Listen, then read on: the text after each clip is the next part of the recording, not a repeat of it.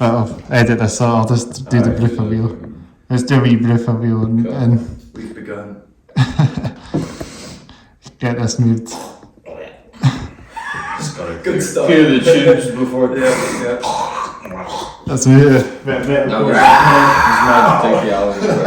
That's the blooper wheel. We're close enough as well. Yeah, I think we'll just need to adjust this slightly. Lovely. But we've got the blooper wheel. Yeah, I think we're all good.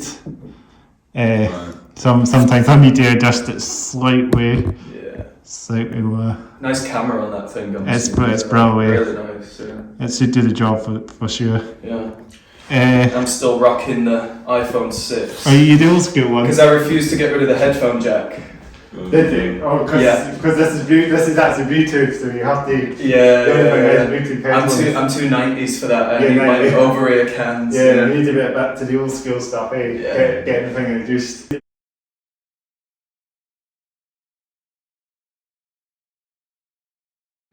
So welcome to the Hats Off Head Down podcast, episode number 11. Welcome to the members from the duo Rend Scramble. Is that if I pronounce the name? Scramble. Scramble. Like the egg. Like an egg, yeah. Yeah, I like the name, or Scramble as well, because the letters actually Scramble. We're working on a new logo as well. It's like. Oh, well, a friend of a friend's working on a new logo. Yeah. Is it not the one? Is it not the one? It's going to be a Rubik's Cube. Yeah. With a couple of the squares are missing and like the letters from the word scramble and it kind of jumbled up. Yeah. Oh, sweet. So, I'm hoping to get sued by Hasbro. Yeah. Well, how are you guys all doing anyway? Good. Yeah. Great stuff. Nice. Sorry, I'm not too bad myself. Good. So good to get you guys on, eh? Yeah, man. Yeah, it's appreciated. Been planning it for a little while. Yeah, we just finally got the. It's good to have you on the podcast. So, saying about so what do you guys actually play then? So I play a guitar. In fact, we didn't introduce yourselves, didn't we? We didn't. So Kieran and Kyle. Kyle and Kieran. And Chris. Yeah. Well, I'm not in the band, obviously. I'm the podcast. Yeah. You know. So this is kind of like one of the smallest bands on the podcast. We normally have a 5-piece, but.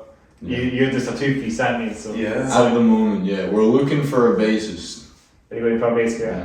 Getting taps. Joinmyband.com. That's drums and guitar. I play a baritone guitar, so it's tuned to like drop A flat. Is it? Yeah. So it's like proper Slipknot. Down in the dumps, yeah. It's Meshuggah, isn't it? I love it, yeah. Represent. It's got to be that action in me. Yeah. We'll go for a t-shirt question later throughout the podcast, and no doubt we'll talk about what we've got on. Nice. We might as well start now. Yeah, go. I don't know. Let's just take it slowly, you know. I don't know how you want. You guys are like, you guys okay to do it for an hour or two?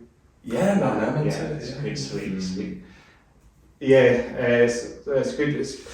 I get my words all finally done a wee bit. So I just do this unstrictly, so you probably know that I don't have anything to say. We just go to the flow of this podcast. Exactly. So I love it. Yeah. Improvisational. Because everybody just goes for this, you know. What do you play? What do you do? What do you play? What instruments do you play? What do you do? What's your role in the band? You know. Yeah. I mean, we don't really have one role each in the band. We both kind of write about the same amount of shit. Sometimes we're like trying to tell each other what the other's part should be in a sort of like or like a kind of language, but it doesn't always come across immediately, but like, it works. But yeah, no, I'm drums and whoever said that. Guitars, yeah. So yeah, he writes all my guitar parts, exactly, and I write all his drum parts. So you do the opposite of the opposite, don't you? Yeah, we just it flips about. It flips about, but yeah. No, what a shame. it's fine. Yeah. Gotta start bringing in like big sponsorship. Maybe PlayStation or you know. Yeah. You know, or Rend or Asunder, you know. Exactly. That's yeah. You know them, don't you? They're local, aren't they? No, they're from Glasgow. Kind of local. But some of these guys are actually playing at Crust Festival, actually in last week, wasn't it? Saturday we had Crust went longer. It was so good because they had the after party. It went on a bit longer than expected. We were playing the day before, so we didn't. Did you? I didn't manage to get out, but The day before which one? before Red Crust. So we were doing it was with. Was that the recent one? It was At recent. Banshee. It was. Bannerman's. Banshee and then no, not Banshee. It was at Bannerman's, yeah. It Rebel was and once a week. Once a week. Once a week. Catalysis were on as well. You guys were playing that night, weren't you? Yeah. I wasn't there because there was a gig crashing that night, unfortunately. Paul and Ashes were playing that, so in Legends. Oh, yeah, that's right. They were at the Slava Ukraini that as well. that was doing. I didn't see them though because that was when we were getting ready. They're the only band I didn't see. Yeah, we missed them. They're pretty good actually. We're good for them. We'll have to get them on. I need to see them, So to Paul and Ashes to listen in. Yeah. They're great. They were great because there's actually on my channel along with all the gig stuff on there, so I've got some clips of them there as well. They're great what they do. Yeah. Actually heavy. I don't know what I would call it. Is it like, could it has clean vocals? You know, like what's them with? It's kind of like metal or something. it's alternative metal. I think you call it. I'm kind of anti-genre. Yeah. You know. Yeah. So you don't have a specific genre. No. But Scramble, by the way, is a post-ambient grunge stepcore band. That's the That's one. something I've never heard of. Yeah. So you take off, Yeah. post metal and that. You know. Yeah, We're gonna start like a trend and everyone's gonna be playing stuff like that.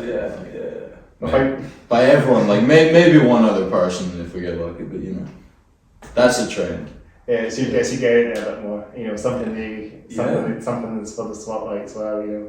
Nice. Well, we don't know. We're brand new, yeah. So the first gig we played was that Slava Ukraini. Yeah. You were there. You saw us play there. So two of you guys. Yeah.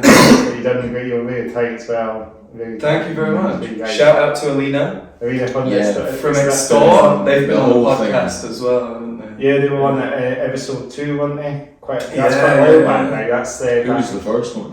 the first one's Hotel. Yeah. I don't know. They were great as well. I mean, they've not played in a wee while actually, but I know the singer's done another band, another project. Actually, they were playing their covers project. What do they call it again? Panjan. I can't even pronounce the name. But it's on there. The sing. So they do this covers band. It's all Ways Against the Machine, System of a Down, covers.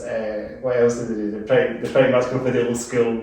Late 90s, so the big metal stuff, you know. Ways Against the Machine. All the stuff that gets played at Opium. Metallica, NassauBand, of course. I mean, they were great. I mean, they were the first band on that, so like Crust went along with Little Train. Nice. So I can recall them. They had the bass player, I think the bass player was in another band, I'm sure. I can't remember which band it was called, but the bass player was great because he had the wireless guitar and he jumped all over the stage and that as well. So it's slightly different for you. Yeah. So you have to only go so far when you have a redo your guitar. You know, that's the only downside. The guitarist, you should go for a wireless one because I know then you can just jump the The wireless ones are good, but they can mess you up. I can't remember who it was. There was a band. It was one of the bands that was playing before Once Awake. After us. Once Awake. It was the last gig we had. It was like. There was this band from Norway, isn't it? It wasn't Once Awake. It was the band before Catalysis, and they were called like Dead Society, I think. Death Society, Trust. Was it just Dead Society? No. I think it was it was Dying. Deceased Society. I didn't see that, but I heard about the band, the name. And then Catalysis, they must have been amazing. Great stuff. It was the guitarist from Deceased Society. He had one of those Bluetooth thingamajigs for his Oxford. It was giving him problems, and he had to just launch it and then get a cable halfway. You had to go for the old school. He was having a bit of a day. Typical way. You probably works in probably. It must have been a great night, eh? Yeah. They did a really good set as well. Like, did they? What were they like? They were heavy stuff, like proper like nice solos. Deathcore kind of screams as well. Deathcore, But like the actual like metal around there was a lot more like different kinds of things going on, but it was very much like death sort of direction. Death metal, like old school death metal, just like a modern way. Newer stuff as well, like kind of in between maybe. Although that's what I remember at least, but kind of like that could modern, be anything like at that this modern, point. It was modern weeks death, ago now. like that modern death metal. Then Yeah. kind of like I Right think about. bands that like I thought you pick up bands would stand out as modern death, like as modern and stuff like that. Stuff like that. Are you into Aborted? What's that? Aborted. About it? Oh yeah, the band. That's probably my Pretty favourite modern. modernish death metal kind of thing. I'm not actually heard their stuff actually, but I've heard of the band. Yeah, no, they're class. Very class. Yeah, I need to check them out then. Yeah. Very technical Yeah. stuff. And they're very tight as well. Yeah, really tight. I think Decapitated are quite good as well. Yeah. I like their stuff. I've seen Decapitated. Have you? Yeah, in Glasgow.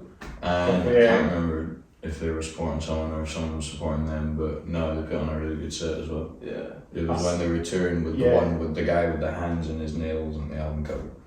The nails in his hands. Is that what's that one again? That was the Anti-Cult. that album. Yeah, that's a great album. God. Amazing. What's the song that really stands out on it as well? What's the song on that one? I really like One-Eyed Nation. One Night Yes, and Yeah, that was that's one of my. they're so tight as well. The double win. Full energy the whole time. The beat, what's the word? See, I'm getting unprepared, I mean, the drumming is actually insane in that. Yeah. Oh, the production. I love that kind of thrashy sort of drumming, like it just keeps going, like, yeah. Now you're seeing into our writing process. That's Can you do the bit where it goes? Yeah, Meshuggah drumming, no doubt then, because you got Meshuggah. Nowhere near as that good as needs to Meshuggah. that needs to be a lot more organised from every step. We're starting out wrong if we want to write like Meshuggah. We just gotta figure, like, from the song point of view, we gotta get someone on a computer for that shit. Yeah, just insane. What get the calculator out. Get the calculator out, because they must really organise the songs and we'll record them and step to step. Their songs sound like they're very well produced and well. Absolutely, I love Meshuggah as well. Yeah. You ever listen to Carbon? Carbon, no. Yeah, it's like Meshuggah if they actually wrote in weird time signatures instead of pretending. Yeah, it's really good. Like Meshuggah, like, don't get me wrong, Meshuggah's got some unreasonably good shit, but like it does often fall into quite a normal sort of. Another band that started doing that. 4/4. So they're geniuses. They've convinced everyone that they don't write 4/4. Yeah, but like they do every time. Well, not every time, but a lot of the time. But it still slaps every time as well. Although actually, I'm not a crazy fan of their new album. I don't really like it. The new Meshuggah album. The new one, Immutable. Oh, that wasn't too bad. I listened to one of the songs. I wasn't so much of a fan. Is it older stuff like is it like what's the album? Is it Zen? Well, Obscene. It's Obscene. I really like everything up to that. That's the slab. Must have been the class great song. That's the one reading it as well. That's the problem. That's the problem I mean. No, I really like the new stuff as well. I think it's more focused for them. Yeah. It's like it's a distilled Meshuggah. It's more song structure format, but it actually lends itself to. I like Violent Sleep. Violent Sleep. Completely undistilled.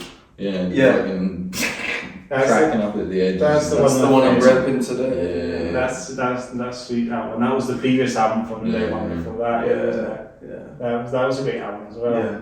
Really cool videos and visuals as well. Yeah. They just go ahead of themselves, don't they? They think about what they do, and it's just so good what they do. I didn't get a chance to see them. I mean, I had a ticket actually to see them last year, but I've seen them. We were at that gig, the one last year. Last May, when they returned with Immutable. Yeah, it was really good. But lots of it, I never really went to plan for me at the one last year because my friend didn't end up properly. It didn't work out at the end of the day. So I won't really go on about the way it went, because this day, the one story short, we just couldn't go because he was doing other things that day. So that was a shame that we missed out on that, but we had tickets for it, and obviously we couldn't go. Unfortunately, it's just one of those days, Yeah, stuff happens. One of those days, You'll have to check them out next time for sure. I hope so. Yeah, it's not unreasonable. Really fucking definitely go next time. However I've good seen you them think twice they're now. going to be live, they're better. Yeah. They're better. So tight. I have to see them one day. Next. And the lighting as well. At like every gig is very much like in time with the music. Is that, like, yeah. I'm not sure if they tour with the lighting. They definitely have Yeah. a touring lighting engineer Yeah. for sure. So they actually have like, you know, like these lights that we stick with this signature of the drum. Like he does, like I don't know if he programs it or if he does it with his hands, but like it's in time. It would have been music, quite cool if they yeah, had one of those have a computer that can just process the drum beats. And It probably will be a lights. computer because they'll be playing to a click track, but for sure. Like. But the drum, the lights could actually. Yeah, no, when they play bleed, it's like, it's like, seizure lights. Yeah, it's super cool. Yeah, those lights, that's insane. Yeah. They must have one of the best computers to do all that, you know. Mm-hmm. Because a computer wouldn't keep up with all that time. It's like, you know, it's like frames per second sort of thing. I'm sure it could, like. Yeah, we're in a new. They can go way faster than us now, like. Yeah, we're in a new age now. ARM-based processors for the Mac, 5 nanometer architecture. Yeah. They got He's a big Apple fan, but. You got an Apple. Yeah. It's they keep updating a lot of the processors, don't they? What's the latest chip that they put in? Wasn't it? Yeah, the M2 M2 Max now they're on. So they've got like a huge. It's just ridiculous. It's absolutely ridiculous. Could you run some decent games out of that chip then? Well, the Apple ecosystem's a bit difficult for gaming. Like a lot of games aren't supported on it, but like theoretically the machine can do that. But it's more of a workstation processing machine. It's more for music that. production, coding, stuff like that. Yeah. It's not. Apple wasn't really one of those. Wasn't any of these ones. If you're looking for a game, they missed a trick with that. They had to go for Windows, or Steam, Windows as well, the jam, you know. But when it comes to Apple, they just stick with one thing, don't they? They start to stick with computer, audio devices and all that. You know, we used to keep it to one side, you know. They are the best for audio, in my opinion. They're hands down. So good to record music and stuff like that. I don't know what the ins and outs of it are, but it is just something about like the firmware they say it's just like more like connected or whatever the fuck. Like it's just designed structured for it. Like but they keep up. They seem to be sorts of things a lot quicker than you think as well. You know, there's always on the iPhone now, literally in a year's time, and an iPhone, you know, comes out every year, you know, and then they always update the system there. I'm still on iPhone 6. Oh, sorry, that was on my previous phone as well. Headphone jack. Yeah, that's the old school way to do it. Yeah. But I've got the latest one now, unfortunately, so I can cope with it now, but it can be awkward, you know. Yeah. Because maybe if I had the old phone, then you can get away because it's easy just to plug it in, you know. Well, I'm going to be forced to upgrade. They forced my hand because this one isn't getting updated anymore. Yeah, it's obsolete now. It's there's no firmware updates for it, so the security will. I still have my own 6 actually, and it's all cracked, my one. So I was, but I just keep it somewhere tucked away, so I don't really use it as much. Just like as a wee memento. Yeah, like a coffin. I got my other one as well. I had my previous one before that. You know, it's the old 3S, you know, like the proper old school one. I had a 3GS, that was the last iPhone I had. Maybe it was the 3GS, maybe I'm not entirely sure, but one of those, it was definitely a third generation one, it was the fatter one. I mean that phone, that was my first phone, back that's when I started getting a phone, that was actually my first phone, surprisingly, because I didn't get any phones, I got a phone a bit later in my life, so I got, so obviously I think I got that phone. It must have been like, I don't even know what year that came out again, I was 2009 or something. Yeah, I don't know. 2009 sounds further ago than I would have thought, but I'm really not sure. It must have been like that. I'm not even entirely sure when it came out. It must have came out around about that time or something, because I'm sure if you look back, I mean the iPhone 6 came out in 2015 I think, if I can recall that. Was it 2015? I can't remember exactly, but 2015 I believe. If I can recall. That sounds about right. Yeah. And that was a great phone when it first came out. It was very quick, you know, everything. It was a step up from my previous phone since then. And obviously this phone is a real step up from the quality of the camera. The cameras are amazing now. Yeah. Camera on my phone sucks. No doubt we'll be seeing in 10 years we'll just be recording on our phones to make films or something really compact, you know. You know, like Avatar 2 was actually amazing. I saw Avatar 2 and the way did all that. Visuals were spectacular on it. I saw it recently. They actually have Red Box as well, actually, the avatars, so kind of like yourself a wee bit. You could be an avatar. So actually, you've not even got them down yet, so I was meant to say. No, I can put them down. That's unleash the dreads, the tendrils. There we go. But they're quite metal as well. Dreads. Yeah! That's the same. Stop confusing me for a hippie! The dreads are down. No, I've got one of these and one of these. Yeah. You see, you're sort of a hippie and a sort of metal. Yeah, I think we should unite, you know? Yeah. More divides us than separates us. Exactly like that. It's got one that's all the one that's all about the hair. It's an easy life, you know. I think metal has a very back to life as well. For sure. You know. We got. And I think, you know, I just think it's nice to just take it easy, you know, not get forced into things, you know. Yeah. Because I know I've got to go to gigs and that as well. I've got so many now that I'm feeling like I'm getting too forced into it now, and I need to get time to sort of relax a bit more and get some. What do you mean forced into? Maybe going to too many gigs, like I feel it does things to your body, like to be fair. Yeah, you keep like headbanging. I have to try and like force myself not to. Like I'm trying to like time it like right. Okay, like don't do too much of that because you know it's gonna murder you in the morning. And you can be like the one reasonable. You ration it out just to keep your neck alive. Sounds a bit silly, a little bit like. But that's what the point is. The head. But then a mosh pit is never as bad, you know. Like a couple of bruises, but. I have been in a couple of them actually. Yeah. Not very many, but I got a couple of them. And nice. No. I like to start the mosh pit. Start the mosh pit. I think you were starting one that I get that. Yeah, it's always good because like a lot of people are always waiting for one to start, just kicking about the front. Just like ready for anyone to come, and then but all you gotta do is just kick it off. And like Kieran's an instigator for sure. Exactly. You kick it off, and that's the way to kick it off. We were at Carnival recently, Australian prog band, very good, super tight as well, and everyone was sort of wanting it, and then Kieran was like, I didn't start it for Carnival. I started it for the support band before. I got it for the last song. They were having none of it. They weren't really having it, but then for the second half of the last song, I got one going. And then Carnival, it wasn't me who started it, but he did run it. Well, the stoner metal's a bit awkward to get more spectacle. It's more, we're all just catatonic. It's more like higher, like lighter, proggy stuff. Like it's more for practice. Like it's metalcore. It's got lots of like different like. Or stuff, I don't know. Like something a bit paced, a bit more. Stoner metal would be quite hard to get a proper bit started for, I think. Same for doom metal as well. Metal. There's some metal way back. I saw what are they called? Primitive Man. Primitive Man. I saw them at Opium. And like no pits at all. Like they were really good. Like really fucking heavy, but it's really slow and sludgy stuff as well. So and there was no one really moving, but like they did a really good performance. But like my pal Isabella was also at that gig, and like Opium is a small place, especially upstairs, and we didn't even remember seeing each other. I don't think we bumped into each other. So we were just like I was at that gig. I don't know about that, but yeah.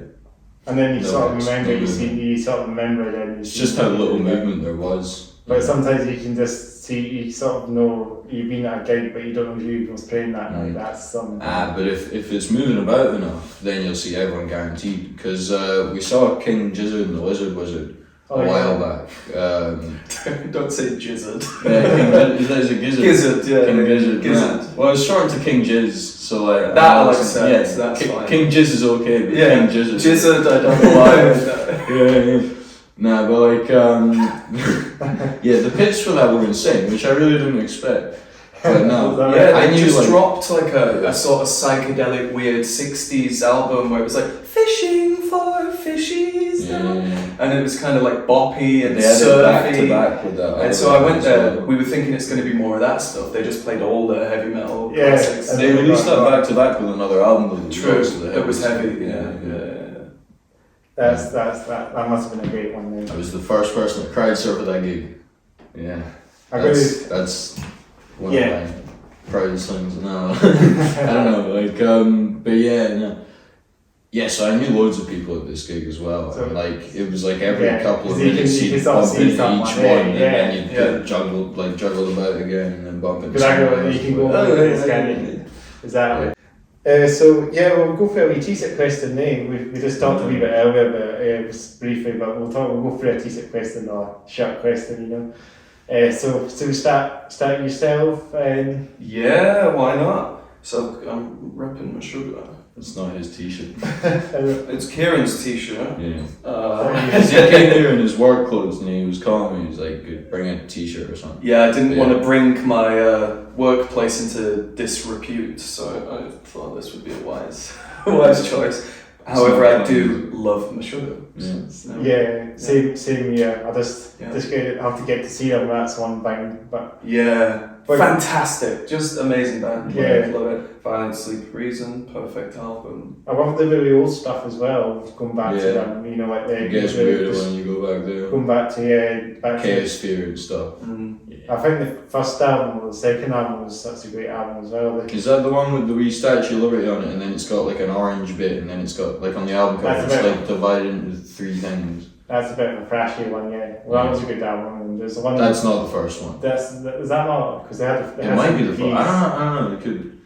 And then they had that one called was it called the Skate Razor or something? What was it called again? Just something arrays. It's like a bunch of words. That's a good one as well. That's amazing. I mean, the production they went up since that album came out. It's a whole step ahead. They changed a lot there in that one as well. Because was that in the 90s or the 80s? 1995, that one. Yeah, okay. They started in the late 80s, didn't they? Yeah. Which is crazy.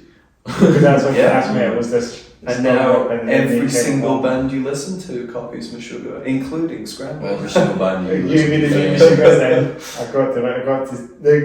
You guys will be the new Meshuggah then. Oh, don't. No. We'll have to get a lot older before that happens. Like, you know, and a lot better. This is the start of it then. This is the start of the new. We got to pick up some more people along the way for that to happen. Yeah. Well, we really like deftones as well. We're huge deftones fans, and we like to sort of combine the two. So like elements of Meshuggah and elements of deftones coming together to make something not quite as good as either. Yeah. Deftones are amazing as well. Love them. I've not seen them live either, but same. Never seen them live. Never seen them live either. They never tour you. Or do they? They are doing a show. They're doing a show at a festival, I think. Okay. Or was that one? It might have been one that was postponed from last year. Anyway, whenever they're next in the UK, I'm going to sell all my stuff and go to it. Yeah. Well, they must be made. They must. I've got to see them one day as well. Yeah. They've got to be as good as Meshuggah. Yeah, probably. Tight AF for sure. Just classic. And it's nice. There's heavy songs. There's like really chilled out songs. We were talking about on the last podcast. That's when we had Kakihara on the last podcast. If you saw that one, go to the previous episode when there's Kakihara. They were metallic hardcore one Edinburgh as well. Great. Yeah, I don't think I've heard of it. Was that after the guy from Each of the Killer? No, I think he was the guy. He's the guitarist who was in Molotov as well. I don't know if he was in that band or not. I think it was just a new band. No.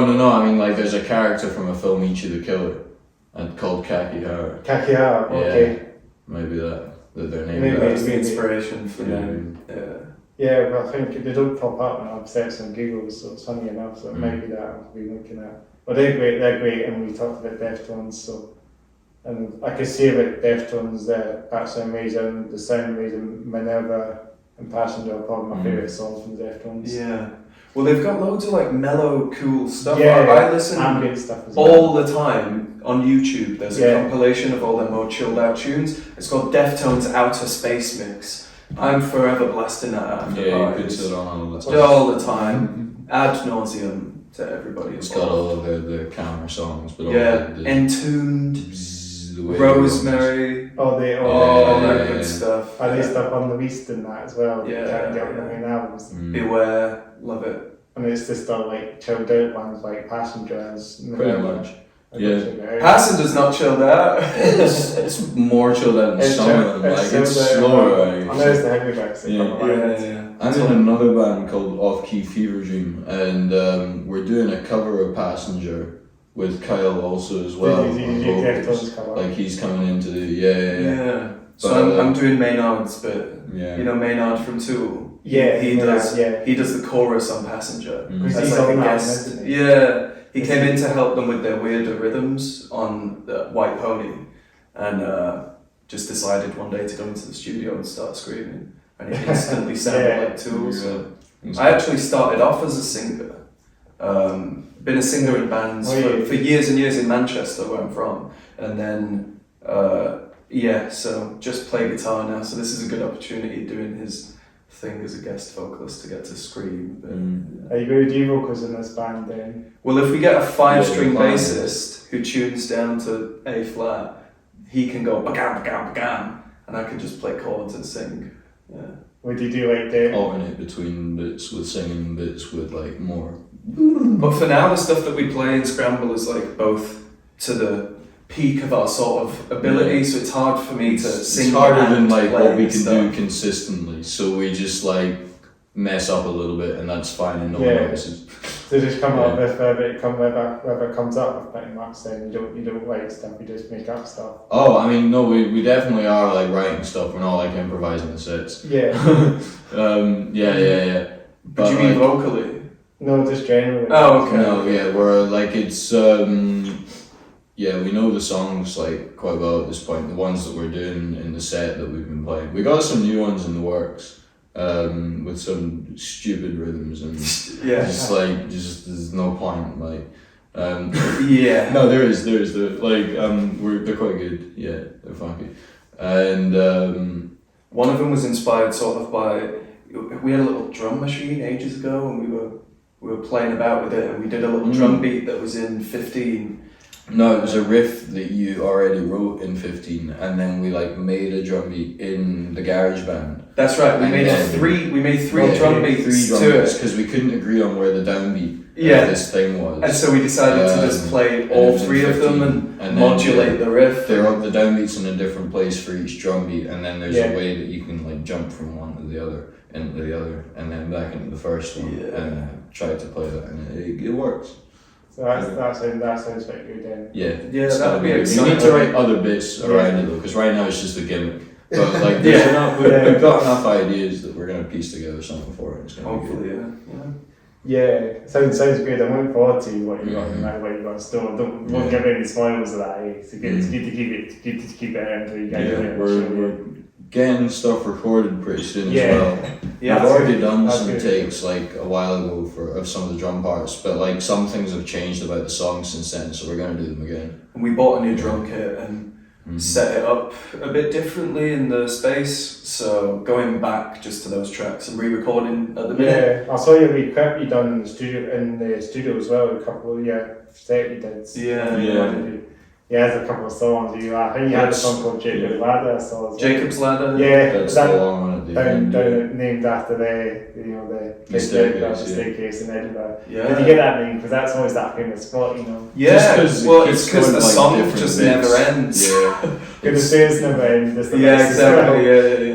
But it's this that's quite good to like say have a songs like that. So it's fine. That's what actually after Jacob's Ladder. So that one was originally called Kali Yuga. Like the sort of idea of the age of darkness and stuff, and that's kind of eons long in Eastern religions. So we thought there's more of a contemporary Western allegory to Jacob's Ladder, and we're already in Edinburgh, so good point actually. Carol names all the songs. Every name of areas of Edinburgh. We should call it. We should have a song called a song called Portobello, for example. Portobello, that's a good one. Gorgie.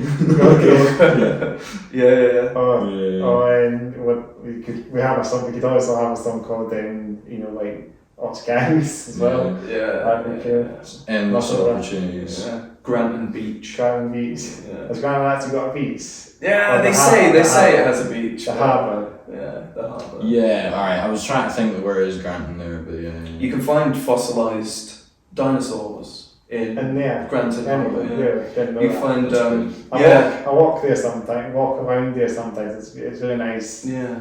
Just on the promenade. It's a beautiful place, but there is an open sewage pipeline in the beach, so I don't recommend swimming there.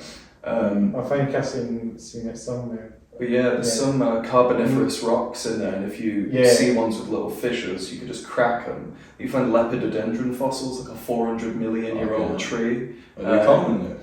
They're very common, yeah. So it was, Scotland used to be equatorial, and then it drifted up about 400 million years ago to its current site. You can find loads of cool fossils there. Fossilised dinosaur poo. Really? Yeah, I've got loads. I've got to go down there then and see some of that history in that area. There must be lots of history in there then. I didn't even know that, because I know they do it down south somewhere, don't they? Yeah. Down in Dorset, I think. There's Jurassic Coast or something. That's something I know about. Yeah. Well, they've got some in Scotland as well, like in the Isle of Skye. They just found the world's largest fully preserved pterodactyl. Really? Fossilised there. That's and they're taking it right now to the University of Edinburgh to have it examined and radiocarbon dated, and then it's going to be on display at the museum. That's very dope. So that would be really nice. Yeah. You find dinosaur footprints on the coast of Skye as well, sometimes at low tide. That's insane. Yeah, it's really cool, yeah. But we'll so continue our t-shirt question then, and come back to that. Well, this is my favourite band. They just released another album called Shirt Pocket. Yeah. No, it's just a Hawaiian shirt.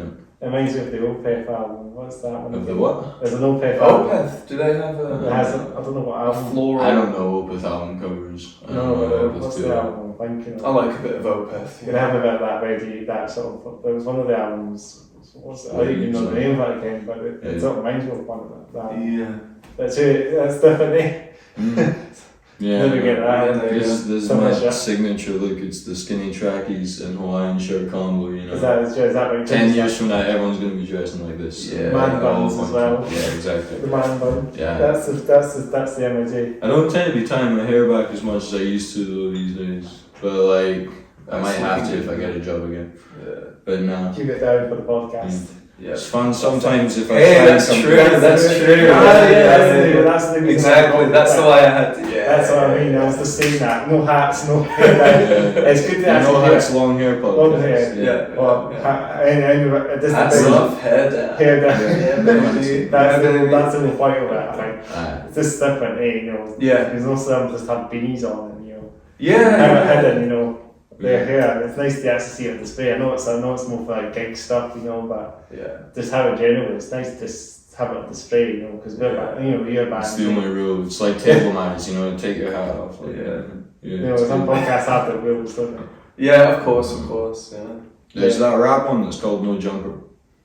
What's that? There's the rap one that's called No Jumper. Is that because it's sort of like I think oversized, mercerized wool things? I don't know. I think it's just like take it all off and like one of them goes topless or something. Like I don't know. I've watched like one of them maybe. And I'm not sure if the guy goes topless or if the guests go topless. But it's just like they're all. Somebody's gonna be naked. It's like I might be talking complete shit. I know it's one that you take your shoes off as well. I don't know if that's he's that comedian that does that American one.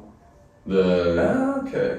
There's a few musicians who do that as well. Yeah, Tim Minchin, always shoeless. He's the Australian comedian guy. He does piano, cool songs about blasphemy. There's also Stephen Wilson from Porcupine Tree. He plays shoeless. There's lots of musicians that come along and just don't have wheels, just makes it neat. Kind of want to be. You kind of want to have your feet inside something very warm, it's like an oven in there, you know. It's nice to have them sort of this stuff, and it's more comfortable as well. I noticed we're both rocking we're walking the docks. The air cushions. Let's do that. Fist bump. Dr. Martin's finest. Yeah, fist bump. I got the old trainers. You got the knee balance. Aye, that's the job. Yeah, I got these second hand from a friend, and now they're they look like they've been through a couple of war hands, but yeah. They have been. They've been in a bit. Or feet. Yeah, that's the job. But I mean, like, I cycle everywhere these days, so it really doesn't matter too much if my shoes all get worn down. They never really fall apart, which is nice. I used to be the kind of person whose shoes were always falling apart. And then I'd get a new pair and then I'd just wait until they fell apart and get a new pair. It's chaos, man. And the drops as well, you know, and I sort of walk a lot, you know, and that happens as well, you know, if you walk too long, your shoes to wear out, you know, exactly. I had these on for quite a while. It should just make everything indestructible. Yeah. It would be so much better. New walks. Actually, no, it was I like them for walking, very comfy. New rock boots are probably been destructible if you think about it, the big boots. Yeah. The big, like... New rocks are a bit extreme though. Yeah. But imagine lacing those up every day. I've had slip-on ones as well, but maybe totally wrong. Yeah. And I'm sure so. I mean, there's like the smaller ones as well. Like, I'm sure like the OG ones, like the high top ones, the ones that they must be like proper heavy and food. It's like a platform as well, so they must be awkward to walk in them as well. Yeah. You see like tiny goths wearing them. You're just like, how? You see some metalheads wearing them on. Yeah. But it's not really one of those ones that everyone wears on very often. I don't think it's a common thing anymore. No, it used to be bigger. The tall like platform boots. New rocks. New rocks. Yeah. I don't know if they're called new rocks, but I know that like my flatmate Cammy. But like the ones that Cammy wear, fucking huge boots that make her about 3 times as tall as she is. Like 6-7 feet or something. Yeah, that's the job. It's like a hulking great behemoth. Like a behemoth. You wouldn't get through the door in the day. Yeah. Just bang your head off. Bang your head off the door. You know. Yeah. And she takes them off and it's... you can get under the door. They should have a car sort of. You should have like a wee sensor on top of your head. You know, the height limit or something. Just to like beat really loudly and obnoxiously. There's a red and muscle grab. Someone's about to high five and just it scares them away. Goth reversing. There's like a truck thing, you know, like they should have some height reception. But the bridge and muscle bar, for example, you can get your head in there. It's like only a couple of inches on top of you. Oh, so whereabouts the muscle bar is that? When you're walking under. Yeah. I think I know the one. I can put it under there, but you have to get a hat and that. You beat it. Well, no hats. No hats, that's it. Hats off here down. That's right. That's another one. Yeah. But if you haven't been, I do wear beanies on. I do wear beanies outside the podcast and stuff as well, and hats. Not very wear beanies all the time. Beanies, did you? Because I've seen you, I've seen you beanies on when you were in a place. We were talking about it earlier, you used to work at Opium. You wear beanies on, but you had I can just sort of remember your hair sticking out of that. Yeah, it wasn't as long as it is now. But yeah, I mean it was about the same. Actually, you know what? Right now it's shorter because I've cut it recently. So it's about the same as it was back when I was working at Opium. Maybe, I don't know. Yeah, I've never been a This is my man. Never been a hat man. Never been a hat man. Dreadlocks for 12 years, so I've never. I did try it. 12 years I've had them. Yeah. That's a long time. It is a long time. Yeah. I used to wear a tam. When it's like a dreadlock hat. Oh yeah, I know the big old thing with the hangs down at the back. Yeah, just when they were like first happening and messy and stuff, but no. There's literally someone that does that as well. Someone that just stays around the corner from me has one of those like tan hats on. Yeah. He's a skateboarder. Oh yeah. Yeah. I don't think you know him, but he's a skateboarder and he has dreadlocks. I think he calls himself Junior, that's his name. Junior. I know Junior Hutson-Boyle. Yeah. I know him. I've known him for years. Yeah. We used to drink together all the time when we were growing up. Yeah. He's cool. I met him at college as well. A couple of years ago. Junior's great. He literally just stays around the corner, literally behind the door. I can see him sometimes coming out. That's pretty good. You should give a shout to him if you want to come on. You should come on the podcast. Yeah. Talk about skating. Because you'll see you guys on there. No doubt he'll come on. You know. Yeah. I think he's a bit of a stoner as well. He must be a stoner. We must be. I mean, look at these mis rastas. No fumar para mí. No. Do you celebrate 420 then? No, I don't. No. Okay. No. April the 20th. April the 20th. Well, that's it. April the 20th. Yeah. Every year.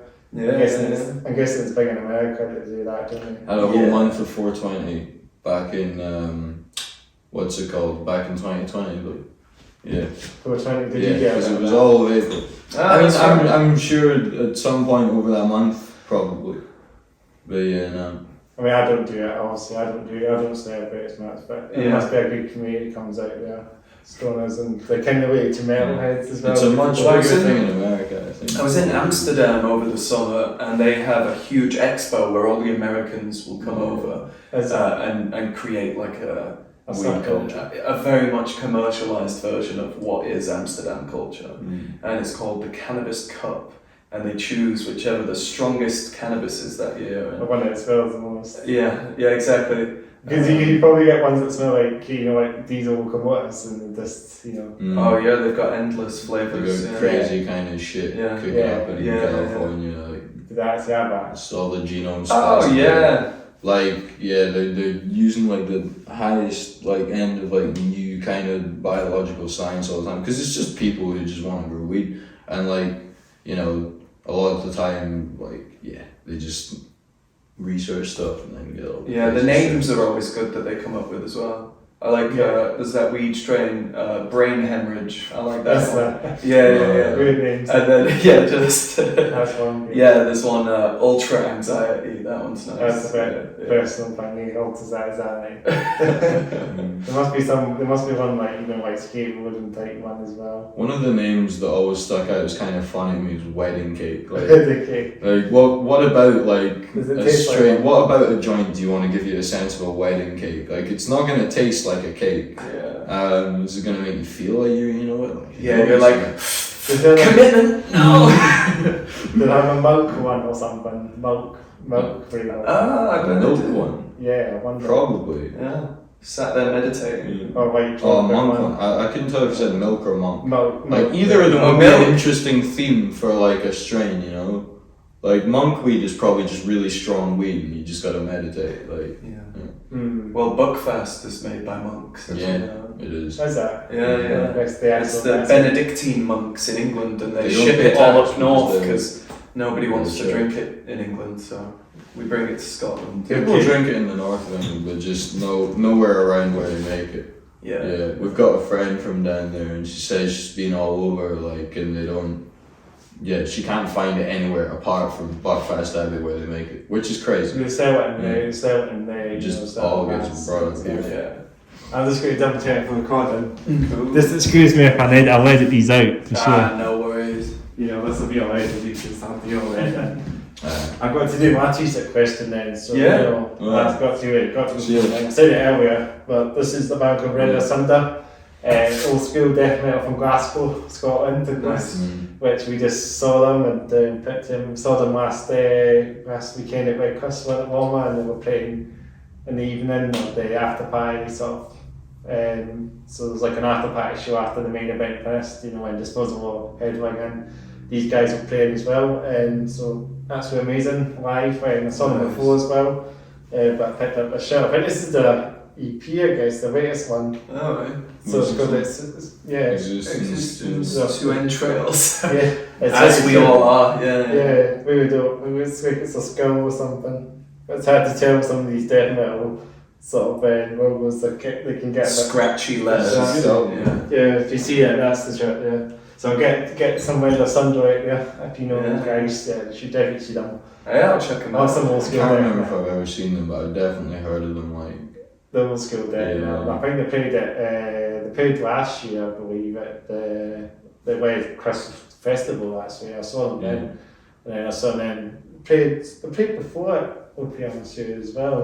Was a band I saw? There was a band called Death Awaits. It must have been them that was support. Maybe you can remember that one. Then don't know about that. French death metal bands. We were just talking about modern death metal, and they're another modern death metal band as well. They were quite good actually. I can only remember a wee glimpse of them. I think there's some like just a band that you saw once, and never come back. There's only so much you can remember from one gig. There used to be someone who used to put some of these bands on. Don't know. I think it's Edinburgh Promotions. Have you ever heard of that? Which one? Shredinburgh. No, but I like it. It's a good name. Yeah, it was a good name, but I don't know. I think from what it was unusual from what I used to do some of the gigs. I don't know. I don't think it's just stopped now, unfortunately.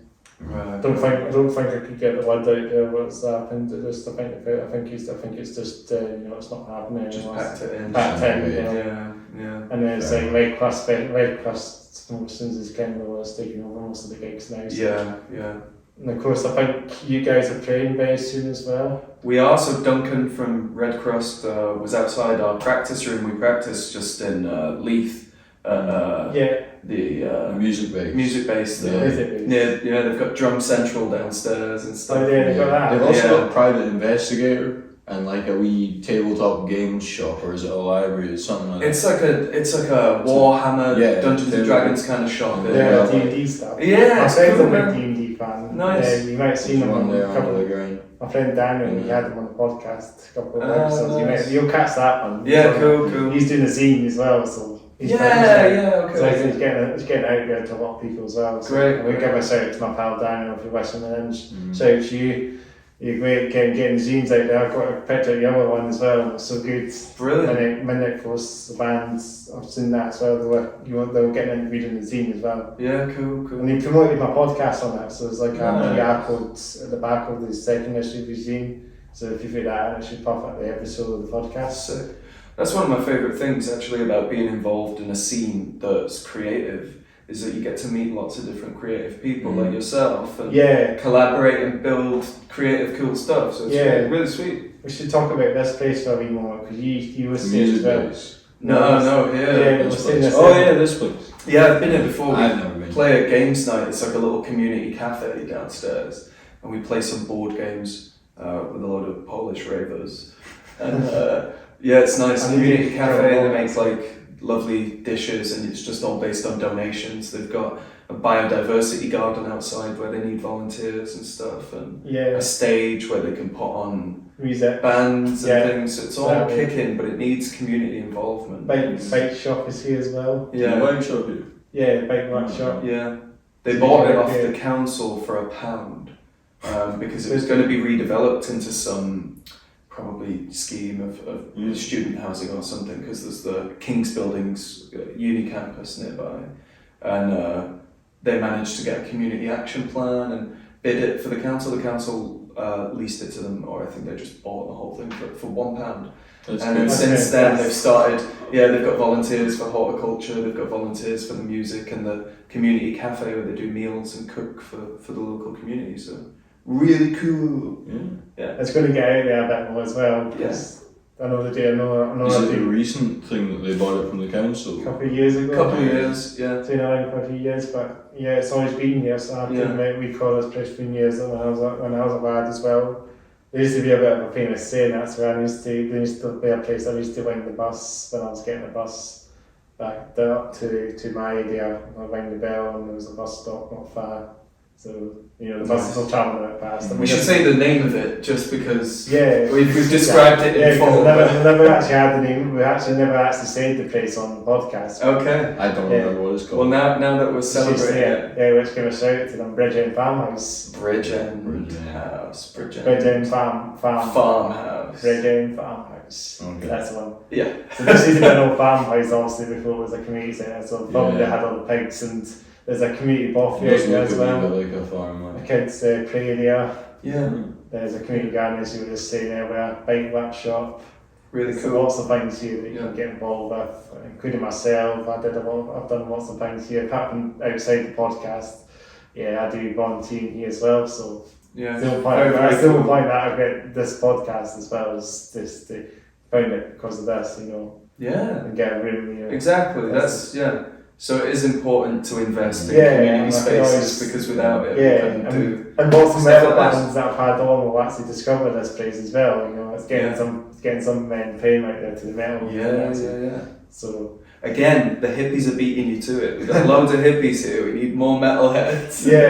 Lee Junior as well. I think you must know this place as well. Yeah. Hippies and that. So it's like they must have one of those.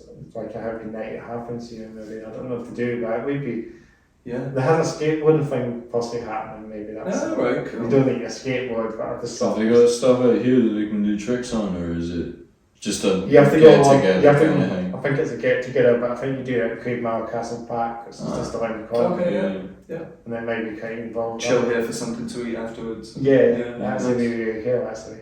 Yeah, I'll have to see. I'm not sure how it's going to happen, but I'll just see a poster on that. It's BYOB as well, so it's pretty cool. It's very What time does this place open? Usually. Well, there's still. Because I know they close at 8, but Yeah. Yeah. That's- I'm not sure. I just Sometimes I can even Wednesday the raves on evenings, the and Craigmile. if you book it out like we do once a week, you can. We're usually here till 10, half 10 Yeah. downstairs Okay, on fair Wednesday. Yeah. Yeah, that's good. Do they just give you the keys and tell you to lock up? No, there's usually someone there. Okay. Yeah. The staff will be there cooking meals, and there's a Yeah. good chef, It's good food, yeah. great chef. I've got to get involved with that. I've got to come along with that. Yeah, you should come. We should make it happen. Yeah, we should make it happen. So Wednesday nights, isn't it? It's Wednesday evenings, yeah. Yeah, so we should ask that. That'd be cool. I'll let you know next time I'm here. I'm busy this Wednesday. But Yeah, we'll let's look do at that. Let's do that. That'd be great. Yeah. So we'll talk. We can talk about other things on the podcast as well. You know, going through the face. I mean, as I say earlier, the farm. I mean, the skateboarding thing. I think we would do it in the Craigmile Castle Park. So I think that's where we would do it. Nice. But yeah, saying about other things. What about video games? What do you guys think about video games? I don't really play them as much as I used to. Like, I definitely used to play more of them, but no. Yeah, I've never been into video games. I used to like Nintendo quite a lot. I used to have a Game Boy. Old school. Yeah, pretty old school. And then after that, I think when the Xbox 360 came out, I sort of fell out of love with gaming.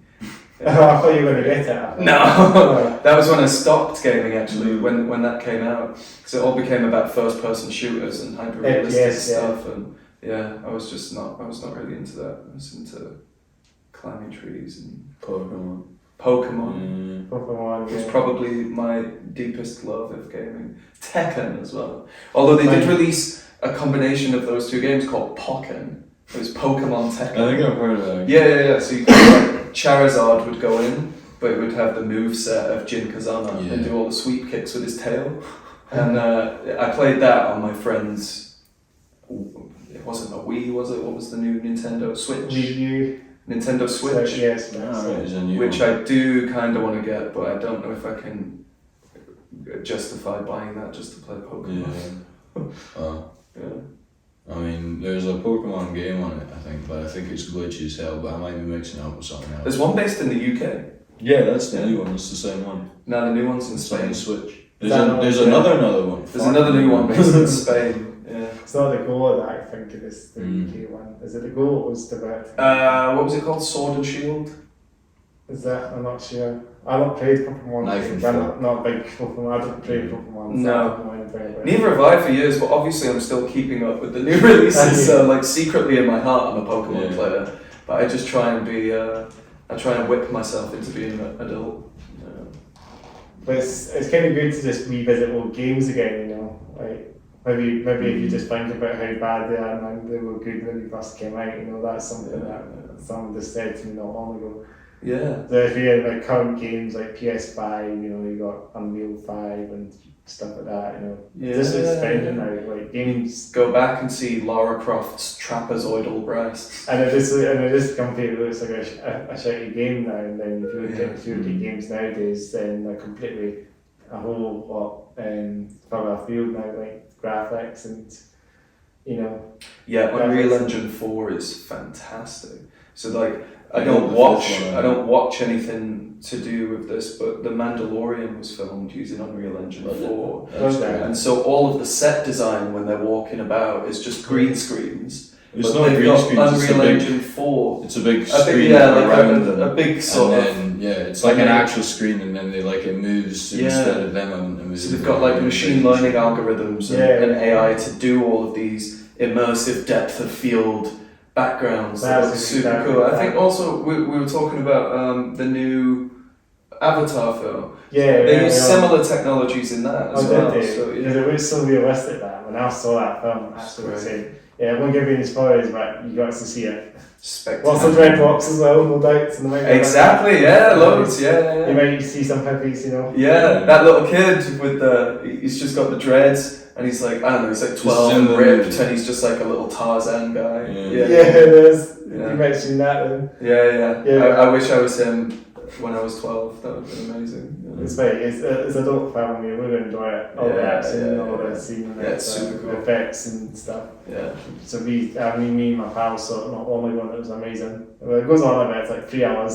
But it is long. Yeah. It's worth it, I guess. Yeah. Did you see it in 3D? No, we didn't see it in 3D. I saw it in 2D as well. I think 3D's a fad. It's over. Yeah. And I've got shit eyes. I've got amblyopia, so I don't really have double depth of field. So using 3D is not very good for me. I've got no depth perception. Yeah. Don't ever play tennis with me because you will win.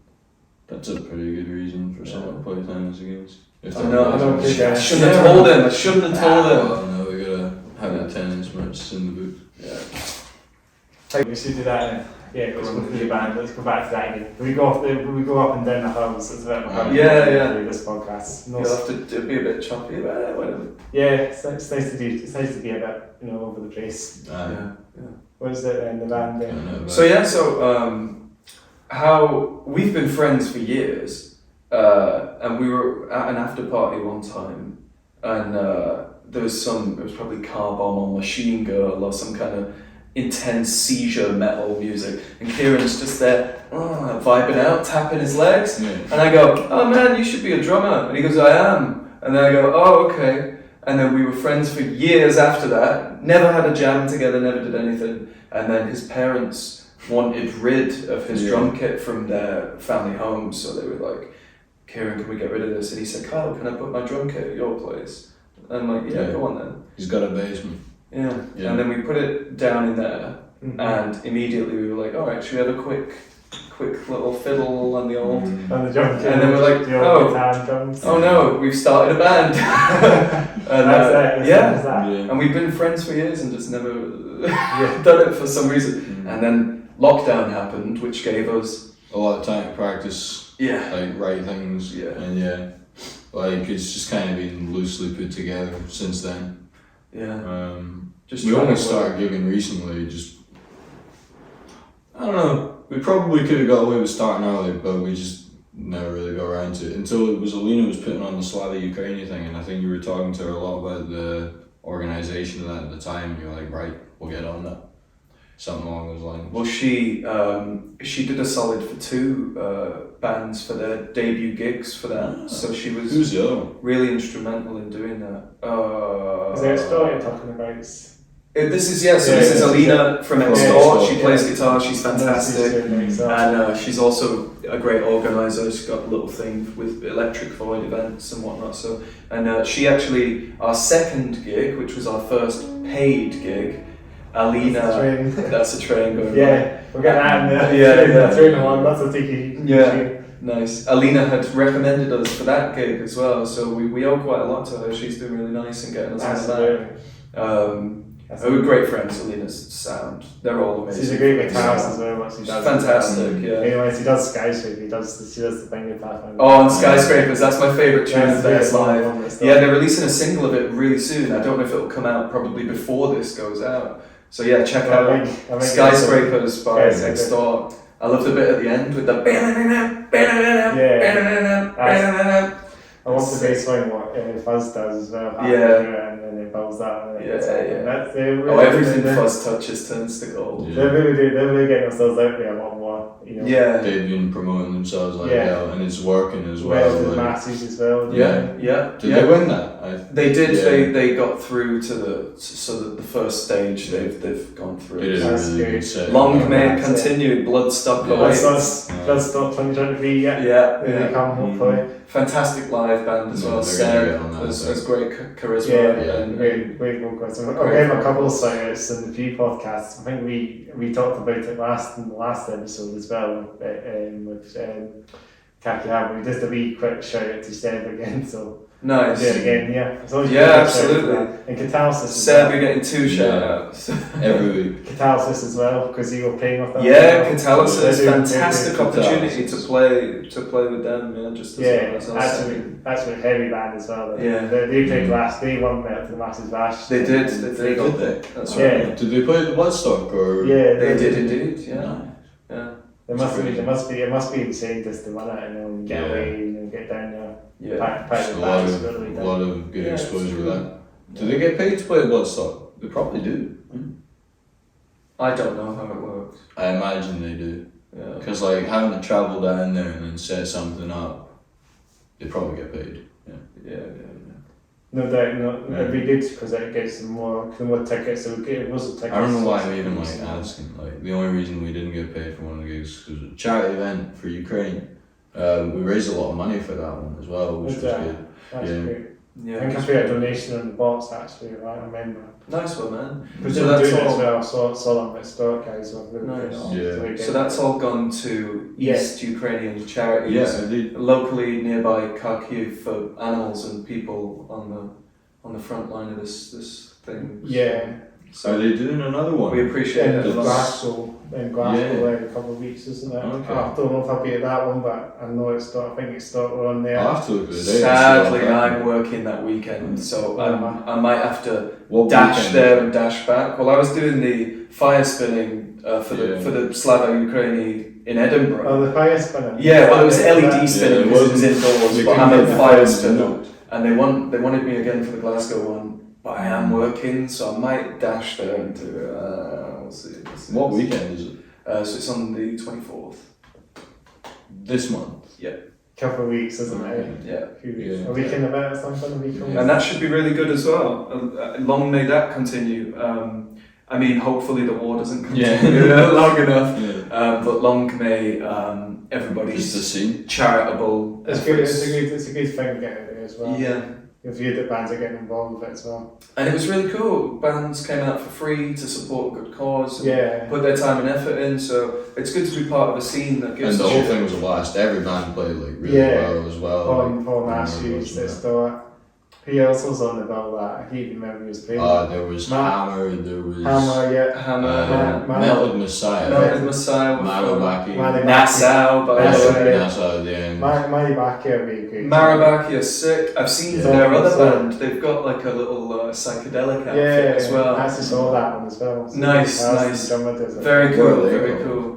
Get them on as I well. can't remember what they were Mhm. called. I saw them at their first gig, I think, and they're Ukrainian. as Volcano well. Wets were playing as well. I saw them recently with Volcano Nice. Wets. It wasn't Metal to the Masters, but Volcano Wets were playing this. It's a small. It wasn't very busy because I think the thing is I was at that gig and Metal to the Masters heat was crashing that night, so I was at that one, so it was pretty quiet. You know, Yeah. and Volcano Wets are great what they do as well. They're like that Dundee hard rock traditional metal band, but they have a song called "This Is Heavy Metal," so the way they put the horns up on the stage. Yeah, so yeah. They're good Volcano X. I think they're playing Metal to the Masses up in Dundee. Yeah, I've seen their logo on a few things. Yeah. Never seen them live yet, but I'm sure. They won in Edinburgh. They have the grand final in Edinburgh, so no doubt if they Yeah, nice. And the next heat maybe as well in Edinburgh as well. Yeah. And I saw another band that we had on the podcast before, Ridgeface, were playing Metal to the Masses. If you jump up, I've heard of them. down, Yeah. the grungy band. Yeah. Do you know the guitars Remy in there as well? I met him, like I used to know him. Yeah. At the same time, like when I used to kick about with Junior as well. Like, Yeah. and yeah, but I haven't seen him in years. But like That's I've awesome. heard about the band and stuff, and they're doing quite well now, which is cool. Yeah. It's good to see. That's yeah. good. I've not seen them, but I got to see them when they play Edinburgh for sure. I mean, I hope they do well as well because they're playing they're doing the Fife Feet, aren't they? And I saw their name. They're grunting together. They're playing with metal bands as well. Yeah. Yeah. So if you jump a few episodes back, it must have been episode. Is it episode 8? I think it was 8. I did to them Ridgeface. Oh, on this podcast? Yeah, No way, that's Ridgeface. sick. If you go back to episode 8, Ridgeface, we Nice. had them on the podcast, so it's great to get them on. It's venturing out a bit more, various bands. I'll have to check out some of the episodes. Yeah, it's like Streets of Slide as well. So we just around the corner from the Hunters of Sliders, by the way, guys. We're in 97. So 3 more, I'm that mad at 100. Yeah. Let's get to 1,000. Let's get to 500. Absolutely. That's the target. Yeah. So 100, 500, and then 1,000. Yeah. 1,500, 2,000. Yeah. I don't know if I'll get to that stage, but at least get somewhere. Sooner or later, You know, Yeah. Rend, Asunder, get them on as well. Yeah, for sure. Yeah. But yeah, I There's mean, a couple of cool bands in Glasgow I'd love to play with. Field Collision. So, yeah. I had them on as well, another band. We're playing with one, Artax, who are like a dark synth-wavy, cool vibe. I love it. Yeah, that's going to be Yeah. Is that the one on the 4th? Yeah. 4th of March in Legends. Oh, It yeah. used to be open. 4th of March. Yeah. Was that not Banshee, that one? Or was That it- is Banshee. Yeah, no, Legends Yeah. is Code Speaker. You're right. That was the one. That's Void of Banshee. Light, isn't it? Void of Light, and that's the one. Yeah, Void of Light should be good. They're great, actually, amazing. Yeah. And we were just talking about trains a minute ago, because we just heard a train, you know, there's literally a railway line behind. I love trains. Oh, do you? I love trains. You have train geek then. I am a bit of a train geek. Do you know the trains then? I don't know models, I'm not a train Crust spotter. 66. Ah. Well, the ones that go past there, the sheds, you know, the crashes. Yeah. Do you know them as in, you know, the month of the... Yeah, I've seen them. Yeah, there's also shed that goes past there, that's probably Yeah. what we heard there, Yeah. doing that horn. You Nice. can tell by the horns. Yeah, exactly. I love my trains as well, bro. I absolutely Do love you them. have the old, do you like the older Steam. stuff? Old steam. I like the older trains. diesels, like the classic Yeah. 7s and 47s. Yeah. We always talk about trains. We had a bit of a train chat with Dave in a few of the episodes. Yeah. I mean, I don't have train spot myself, but I'd like to see them on YouTube. Yeah. I've seen Scott Whale, but actually we painted a Class 47 and it's original Scott Whale. Nice. It's a DBSO. Is it going to be running or is it going to be Apparently- stationed somewhere for Apparently it's going to be running. Whoa, nice. I'm tempted to go down to Waverley and see it, 'cause I think Yeah. it's coming out in Waverley. Nice. So it's the old Pisfield set. Yeah. The old ones, you know, 47. I love everything about trains. Love it. My favourite way to travel. Sometimes if you just listen to them, it's my favourite mode of transport not to pay for. And no. If we public rail, I'll pay for it. And when you're chuntering down the tracks and you listen to the rhythms that the track makes, It's like that's a drums. fun. a lot of my rhythmic compositions come from that. Really? Yeah. Oh, because I hear what that sounds. Yeah. So it's that And it's always a repetitive kind of pulse, but because it's mechanical, it's off kilter. Yeah. It's not in normal time. Up with So itself, after a while, you can get it in your head, and then just as you have, it changes. You can You've tell. got- You you've got- can go with some of the joint tracks on the in the West Highland line. There's obviously these joint track lines are very. They're a bit rare nowadays because they're replacing them with fully well-being Yeah. which is a shame because Yeah. it needs to have that. I can tell that. I can sort of recognise that sound in my head and it's very satisfying. Yeah, it's lovely. Yeah. And you go to the preserve lines, you see a bit of that. Or you go next in Kenealway, which is probably the nearest preserve line from here. Nice. There's obviously the old steam diesels on there. Exactly. I grew up around the corner from a line that would run in from my town to central Manchester, and they had the old Victorian style tracks and Oh, trains yeah, going past, did so it? that's something really nostalgic. Because they had the different voltage system down there. back Yeah. then. So they actually had And DC lines there. So like the southern trains down south. That's right. Yeah. Hardwell. Yeah. Yeah. If you go down south, these units, they're just so guy catching as well. Yeah. Southern units. I really like them like that. And then they ripped it up and replaced it with Yeah. a Metrolink. Yeah. Bummer. Yeah, I hate trams. Yeah. I hate trams. I live in Leith. I hate trams. Trams here as well. Yeah. It's a bit of a couple at the moment. controversial one in this. Yeah. But they were there now, aren't they? Well, they keep saying we're nearly there. We'll see. It looks like it's nearly done, but it always does. So. Yeah. But I was there a week there for not long ago. Do you know a guy called Fuzzback Gigs or something? The guy who puts gigs on, I think he's called Fuzzback Gigs. I don't know. Not sure. No, it doesn't ring a bell. Yeah, there's a guy. I think we went to one of his gigs down at Reef Depot and you can see him doing something like that. Oh, well, yeah. You know Reef Depot, don't you? Yeah. So we're planning doing a little thing there. Yeah, because they're keeping that place there now, so that was going to get Stead's place. So there was a bit of a thing going on with that place, wasn't there? Yeah. Was they were going to try and build student flats, but then it got refused, and then they're keeping it there. Yeah. So Well, it was kind of a half victory. So similar to this place, where they managed to rally the council into selling it to the group, they were doing a community funding effort called Save Leith Walk. So all of those old buildings that run down the bottom stretch of Leith Walk were going to be demolished for basically ridiculous housing schemes and students. Yeah, exactly. And we wanted to keep it, so all the gigs that were put on at Leith Depot and different places like that, and at the arches and stuff, all the money was going to this community initiative to save Leith Walk. And we managed to do so in terms of the buildings weren't demolished. But now plans have come out that a Tesco superstore is going to open there. So it's kind of bittersweet. And one at the top. They've got a Tesco Express at the top as well. Yeah. But now there's going to be a Tesco. Well, there's one in the middle too. There's another wee mini Tesco. It's one of the ones that goes into the side roads, like it's on the corner of a thing. I'm sure that's the one I'm talking about. That one's at the top. That's halfway up. Halfway. They do have another Tesco, I'm pretty sure, right in the corner at the top. Yeah, like as it comes on the road. But I mean, if we get a couple of pubs there that have live venue spaces, or if we have a couple of local actual businesses, then it might be alright. But yeah, there is hope yet. Hopefully more gigs and more pubs and all that. Pubs and that will open up again. Yeah. What should we say again? Pubs and things on Leith Walk or something. Yeah, we were talking about that, but I'm going to go back to the trains again. Nice. I get cut off by train sim. Do you ever hear the train simulator stuff, guys? No. Train simulator. Flight simulator I've played. Oh, you play that? Yeah. But apparently I heard something that they brought the Glasgow to Edinburgh line on train sim world.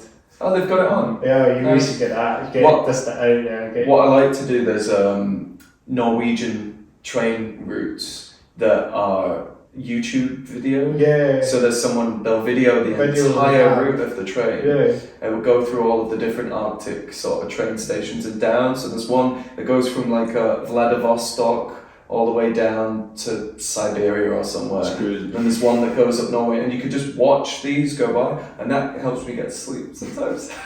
Is it real time as well? So it's all the field way. Yeah, exactly. And you can hear so you'll hear, "You're finding me the station Norway," you know, and it's by the time it gets to Russia, it sounds completely different. Yeah.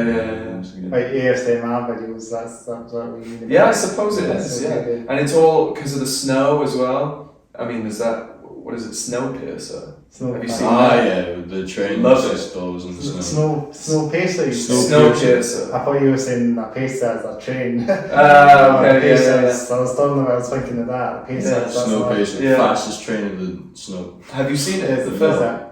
Is that a train? It's a train. Snowpiercer. It's like the whole world's frozen and fucked, but some bloke built a train that just goes around this big circuit and it has to keep moving so it doesn't freeze. It never ends, it just always has to keep going. So civilization is sort of preserved. Oh yeah, they're just like making their own food out of like machines and things, but they got this whole class system by the back of the train and the front of the train. It's all very metaphorical.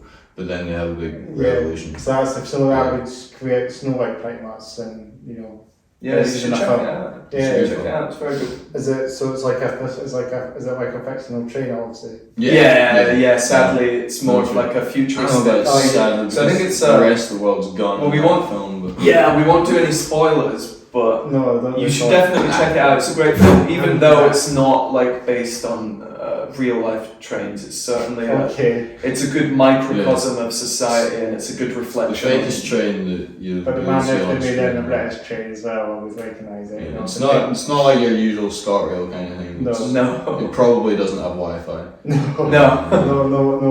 aircon, but No. Maybe it depends on the carriage you're on. But no nuclear waste. So. Maybe a hydrogen train or. Yeah, exactly, that kind of thing. I know they're trying to do that now. There's this train, don't know if you know them, but apparently upcycling trains, like they recycle old trains and rebuild them. Yeah, because they can probably get a lot out of the whole frame of the thing. Yeah, they're doing that what with tube trains actually. Oh, that's fantastic. Do you not know that? I think it's done, there's a couple of companies like Transport for Wales and London. Well, I try to think London Midland Railway with them, so it's nice. So they like rebuilt London D-stock trains, but they've got new engines and Wow. and they can run on that profit network, not London network. So Yeah, and a bit more carbon neutral and a bit more modern.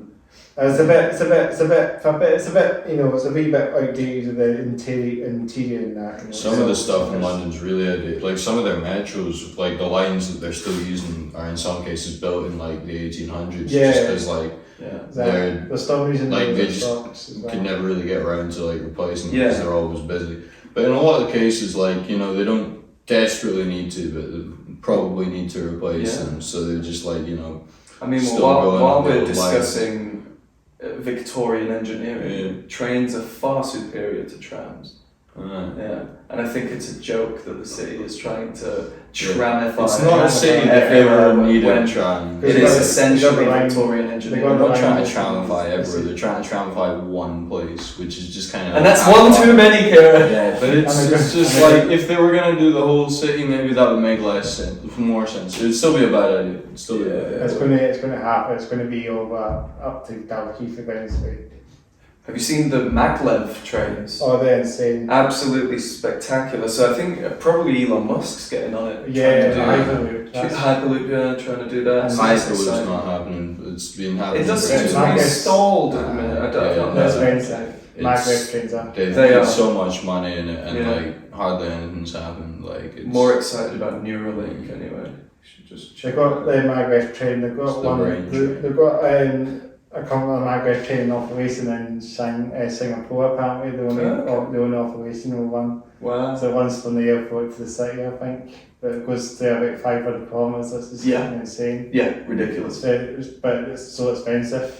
Even the tubing, even without the train. It's a big track as well, so it's such a good few metres up. But you know, it would have been a great thing, but just the cost is prohibitively expensive. Yeah, and there's not that many being taken off. You know, there's never really took off the technology. Yeah. It's always just in that testing phase. You know, only Singapore's only got the only one and only operational one. Yeah, nice. But it would have been great if it actually did. I know the trains are built in Germany and they have a test track. I think Germany's really doing the Maglev stuff a bit more.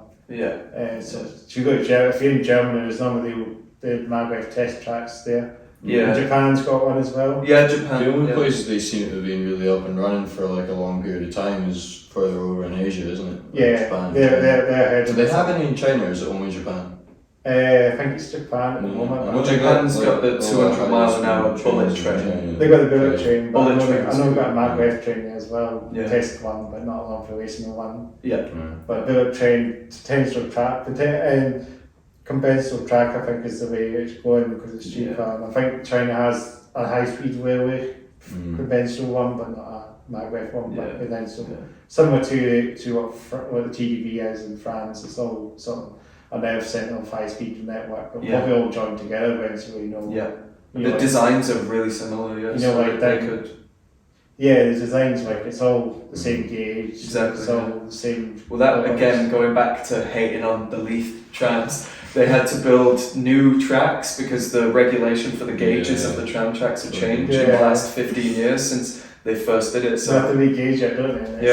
And they were using old maps of Leith as well, so they would get to a point where the tram track was going to be laid and there was new piping. Yeah, they have to take all that out. So it's just a nightmare. And it's going to be all, if they're bringing it up to, Dalkeith, it's going to be it's going to take them about 30 years to get there. Yeah.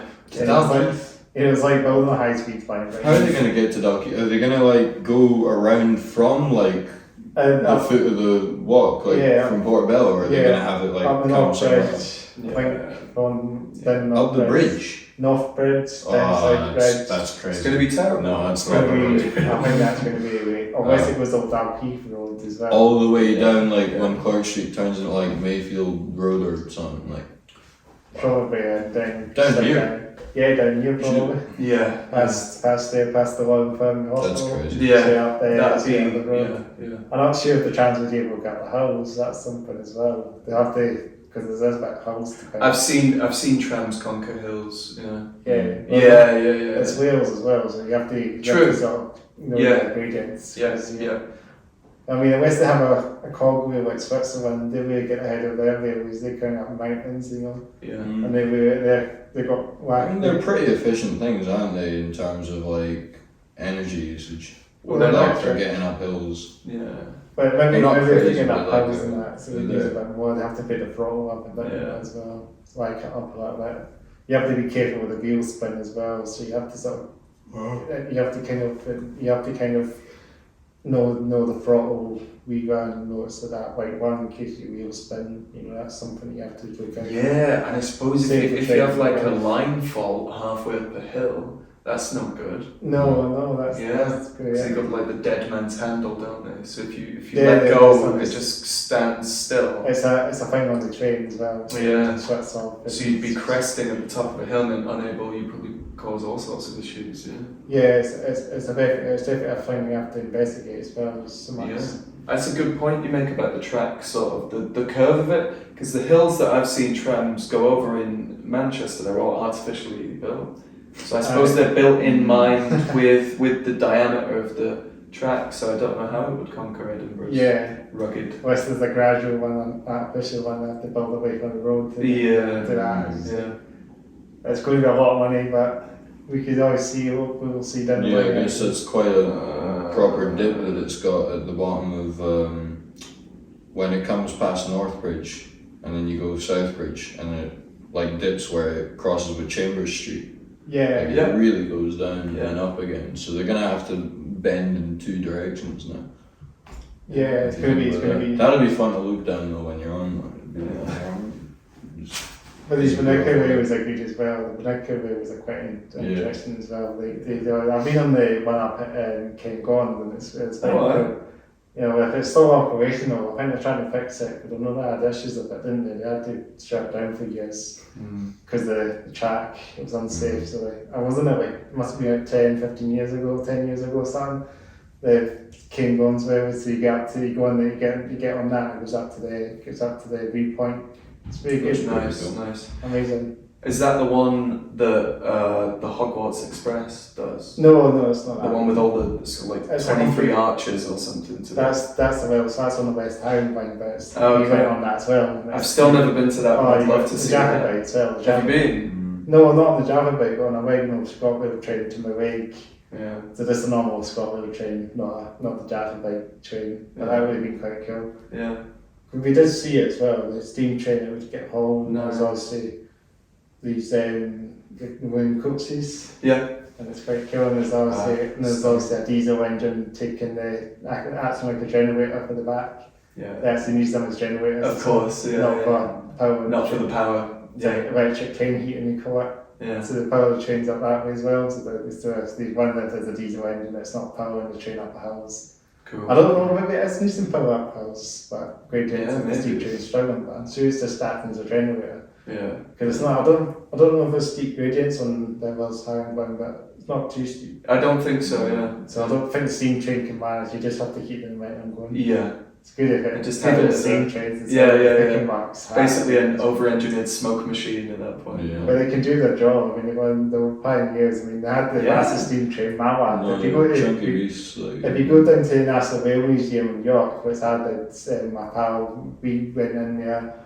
There's lots of vintage locomotives, British stuff. Nice. So if you're down in York, it's down in York, obviously. York, The National Rail Museum is quite well known. I think it's known just for York, generally people know about it.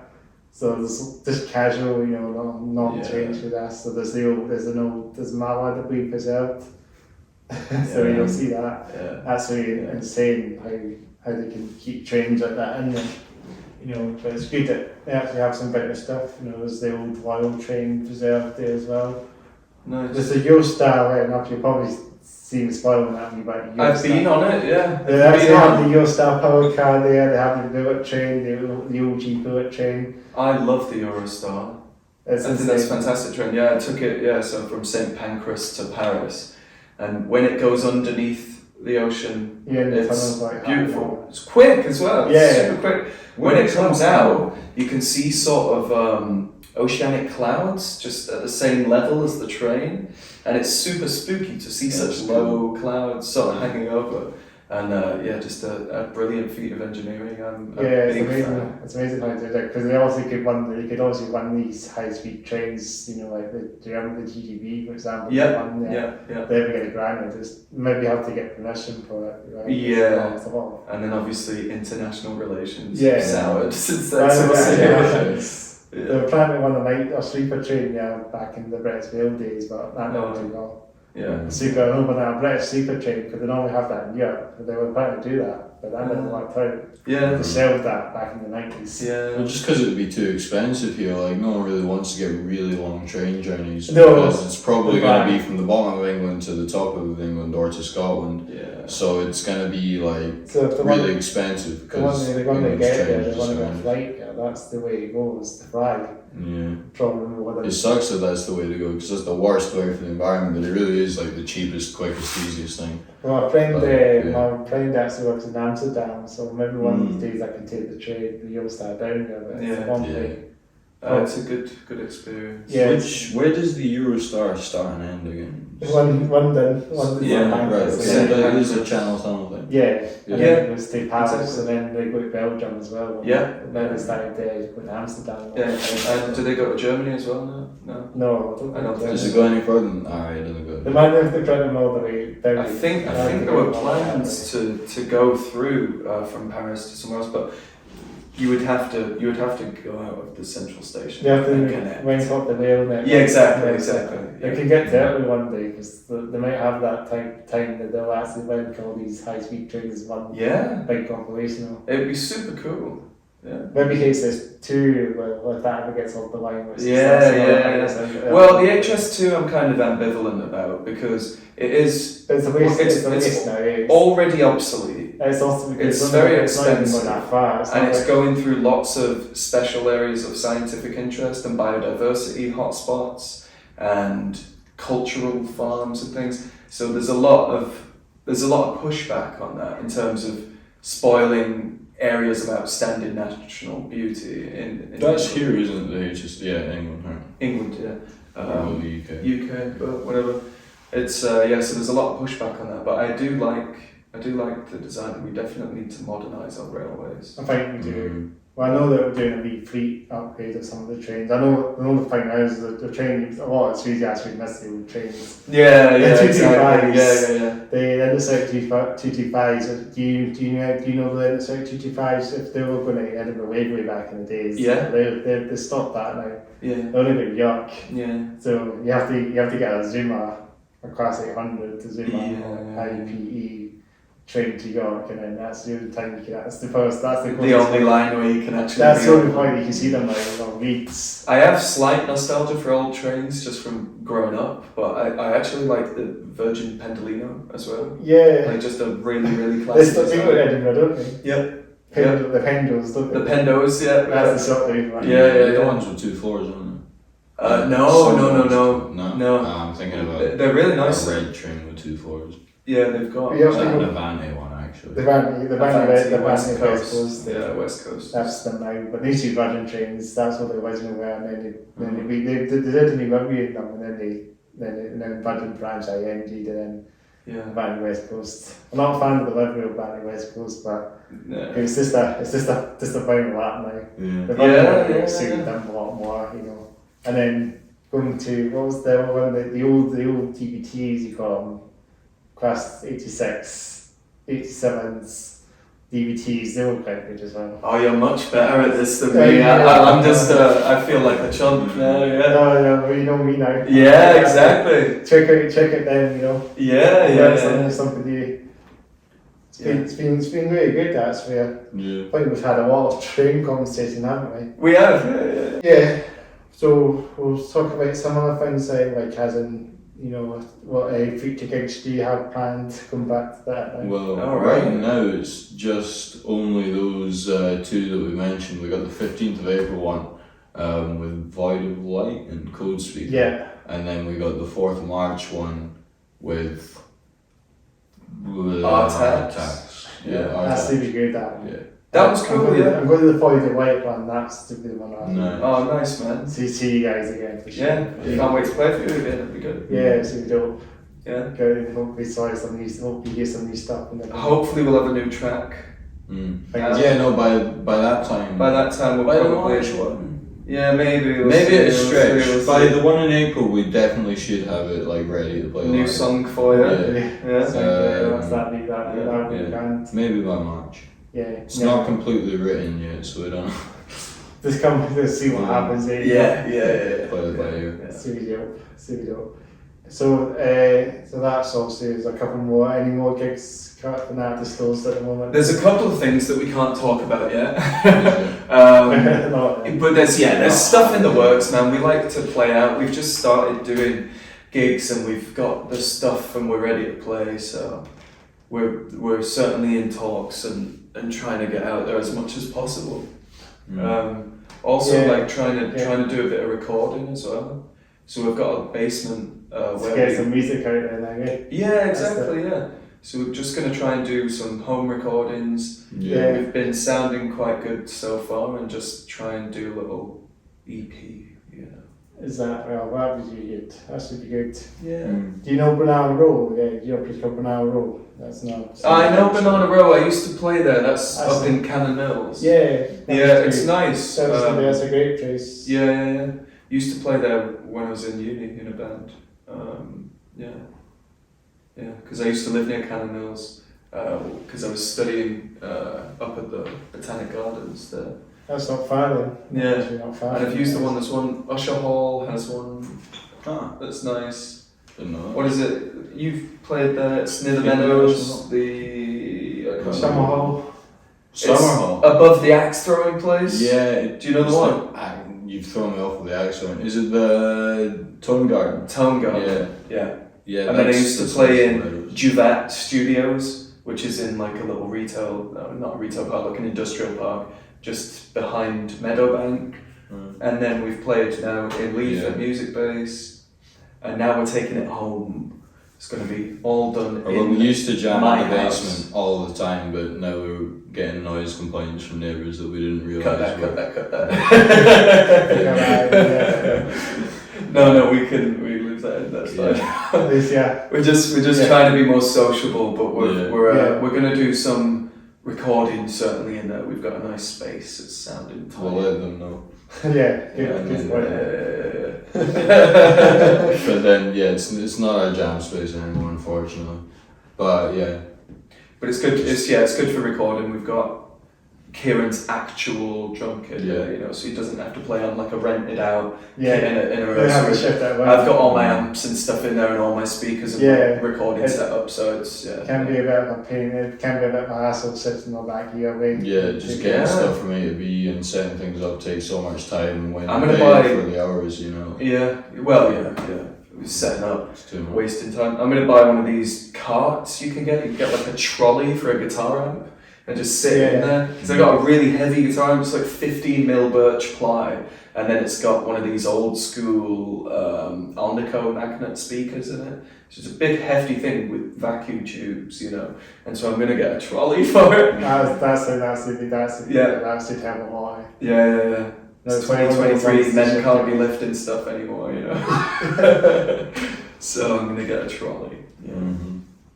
Sounds good. Sounds good to make it a lot easier. Yeah. Have you got plans to sell like merchandise and that, anything? At the moment, not at the minute. No, we just want to play out. Maybe when we have like more things, to put on t-shirts. Like right now we haven't. Like we've still got another logo that we're waiting on. Yeah, my stupid logo that I made from Scrabble tiles that I downloaded on Google Images is quite funny, but it's not a very good t-shirt. I also was just thinking about this earlier. Do you know in the museum we were talking about earlier, they had that robot who spelled your name? I was thinking something like that would be cool. I don't know if it's still there, but I've not been in the museum for ages, but you remember this robotic thing that would spell your name or spell someone's name or type a name in. Rocks and shift them out. Well, soon it'll just be Chat GPT making all logos and writing our songs for us with AI. It's fine by me, it's less that'll be work. fun. Yeah. So is there another way that you can find you guys on socials or any? So we are Scramble Band Official on everything. OnlyFans. Check us out on OnlyFans. You want to be horrified. No. No, you're welcome. I guess the personal one. I guess because I know that's a thing. We could set one up and we could edit these things. Set one up. Bit of gold, ask people to pay for our stuff every week. It could be fun. Maybe someone does. Yeah. Just we could use one of your drumsticks and just casually hide my penis behind it. Exactly. Yeah. Get a little bit of a thing going on. Yeah, that'd be nice. No. But yeah, Scramble Band official. We should have some more stuff coming out. Some videos. We've got an Instagram, a YouTube, a Facebook, a Bandcamp with stuff coming on it soon. We've got a Bandcamp. We do have a Bandcamp. It's there as a skeletal thing. I guess we're just waiting for stuff on that. Exactly. You've got YouTube, haven't you, as well? Yeah. There's a set on there as well at Banshees, one of your songs. Yeah, one of the songs from Banshees. There's a little rehearsal thing. There's a couple of shorts teasing some of our early jam sessions. But there should be more stuff. Get the podcast on it, feel free. Yeah, why not? I'll put it on the channel, but there's some feel free, I can say that one. Oh, sick. Cool. And then we can do put the link to your podcast in there and vice versa or whatever. Yeah, it's all about the socials these days, so we'll be posting more videos and teasers. We've got a load of stupid videos as well. Of just stupid nonsense that we might post occasionally. Sounds good. Hopefully, maybe some more shots, no doubt. Then. Yeah. That's the way to go now, because 1 minute videos. Yeah, well, I mean, it's kind of cool. It's democratizing how people can get out there, and it's taking control of your own promotion and putting it together yourself. It just takes that extra initiative. But it's cool. NASA have been doing a lot of that. With their videos, Clark always edits them together. He does shots as well, Their rehearsal videos are hilarious. Yeah. I've seen a bit of that. Nassau are great with you. Oh, Nassau. They had them on as well. I had them on the previous. I think I had them on episode 4. Yeah. I've seen them live. You talked about video games for ages. That was the one. We should have talked about video games in this one. We talked about trains. Trains instead. I'll take it. Actually, trains and video games, trains. Trucks. And the transport ourselves. Nice. My uncle, me and my uncle went to the church, so not want to go. So, truck fest, you go down there, there's some vintage trucks. You don't see on the roads these days, but it's nice to go on there. It's very good. I highly recommend you go there. I recommend if you have trucks. And if you have your trucks, I don't know if you have trucks. But I like some trucks. I used to razz about in a quad bike and a motorcycle. I've never really driven anything that's like a proper truck. But not the Iowa. I don't have a license. So not the Iowa. Get away. I know doing in my simulation games actually at my other channel. There's truck driving on that, so you'll see that if you check out my other channel. We'll see it literally at the end of the podcast. Nice. I do all that in my simulation. So it's just very much me talking and videos. It's something that if you like, share that channel as well. So it's CM Headbanger. That's my channel. That's my other channel. Cool. Sorry to say the name of it because I'll just say the channels in the search box. But shameless self-promotion. Yeah, CM Headbanger. That's my other channel. Check that out for my simulation and all the gig stuff and all that. Man. I'll get some of that as well. Some videos of local bands normally on there as well. Yeah, nice. There's some old interviews from other bands that I used to do, during the lockdown, all that stuff as well. So you'll see some of that there. So it's a bit sporadic that channel, so I'll just put whatever I do. Cool. I don't really do much professional. Whatever comes just your way. Stick it on, that's it. Nice. But it's been really good. We appreciate you guys on. Yeah. Thank you very much for taking the time and thanks for having us. Thanks for having us. Thanks for taking your time. Thanks for taking your time. We're working out dots as well. It's good to show some. Always rocking the dots. This should be a good thing as well. Yeah. I know it should be something that I never do. Shoe bumps, Yeah, let's start a trend. Start a trend. Yeah. There we go. High five your toes up. It's still a high five because there's 5 toes there. Do like a knuckle bump thing, like curl your toes round, like break them down. Well, we should hold feet. Exactly. It'll be another thing we'll say now with the podcast. Yeah. That's all. Do the podcast. That's it. Well, it's been great, guys. Thanks very much. I'll do my outros of course. Of course, if you want to check it, the podcast, check out Hats Off Your Down podcast. Subscribe to the channel. We're very close to 100 subscribers, so thank you very much for subscribing and making this podcast happen. And we appreciate you guys subscribing to the channel. It's getting out there a lot more as well. This year should be great as well. Nice. Done a few so far, so great year for 2023 for this podcast. So we don't know who's going to be on the podcast next. It's always a spoiler. It's always a secret for you guys watching at home and talk about it until you see it. It's always a bad. We don't know when it's happening as well. Yeah. So the certain day it comes out, it's a bit unpredictable what days. Yeah, it's cool. Yeah. It's gonna be good. We hopefully a good year ahead for us for the podcast. So make sure to like, comment below, give this video a like. Of course, the three important things. That's always. Sometimes it should just be like automatically, put a thing, maybe title below or something, obviously you see all that on YouTube now. Yeah. So if you could automatically not bother saying it, but add to it sometimes, But thank you very much guys, as always, thanks for taking the time, thanks for coming on. Below will be my channel as well. If you check into the search box, below will be my secondary channel. See how I film my simulation, gameplay stuff, getting live videos, it's all there as well. Nice. So it's all thanks for having us on. Thank you very much guys, I really appreciate it guys. Thanks, we went, this has been a long episode. It has indeed. It's really good. It's been fun. It's been good chat. Absolutely guys, thank you very much thanks for taking it easy. So we have a wee outro, wee group thing ends. I don't know. Should we do the outro? Outro. We'll do one more foot. Yeah. That's a bit of fun here actually. I'll do that actually. Yeah. Okay, thanks very much. much. Thanks very much. Take it easy.